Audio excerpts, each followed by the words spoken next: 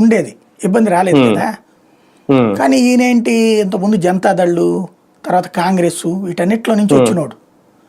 ఆ లక్షణాలు పోలా, పార్టీ మూల సిద్ధాంతాల సంగతి అర్థం కాలేదు అతనికి, కాబట్టి పక్కన పెట్టారు. సార్ ఒకటి ఫైనల్ గా దేశవ్యాప్తంగా జిఎస్టి అనేది నరేంద్ర మోడీ వచ్చిన తర్వాతే తీసుకొచ్చారు, ఆయన విధానమే.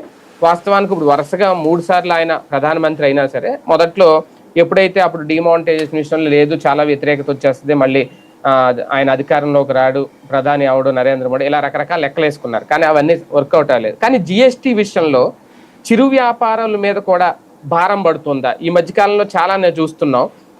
ఎందుకంటే పెద్ద పెద్ద వాళ్ళు అంటే ఓకే, వాళ్ళు జిఎస్టీ కట్టాలి తప్పదు, అది భారం అనుకోవడం లేదు. మొన్న ఒకసారి పానీపూరి బండి అతనికి ఈ యూపీఐ ట్రాన్సాక్షన్ ద్వారా 40 లక్షలు ఎంత అయిందని చెప్పి ఆయనకి జిఎస్టీ నోటీసులు ఇచ్చారని. ఇప్పుడు తాజాగా కూడా కర్ణాటకలో కూడా అదే జరిగిందంట. మొన్న దాదాపు వీళ్ళందరూ టీ అమ్ముకునే వాళ్ళు, వీళ్ళు 1,60,00,000 ఎంత 4 ఏళ్లకి ఎంతో ఇస్తే 27 లక్షలు ఎంతో జిఎస్టీ కట్టాలని నోటీసులు పంపించారు. వాళ్ళు ఇప్పుడు సమ్మెకు కూడా రెడీ అయ్యారంట. ఓకే, అక్కడ కూల్ అయింది. కానీ అంటే ఇటువంటిది రేపు పొద్దున్న ఎఫెక్ట్ అవ్వదా? చిరు వ్యాపారుల మీద కూడా జిఎస్టీ భారం విధించడం అనేది మామూలుగా లెక్కల ప్రకారం చూసుకుంటే కరెక్టే, కానీ ఎంతవరకు కరెక్ట్ అనేది? ఎవరైతే నిజమైన బాధితుడు ఉంటే వాడికి కోపం వస్తుంది, కరెక్టే. కానీ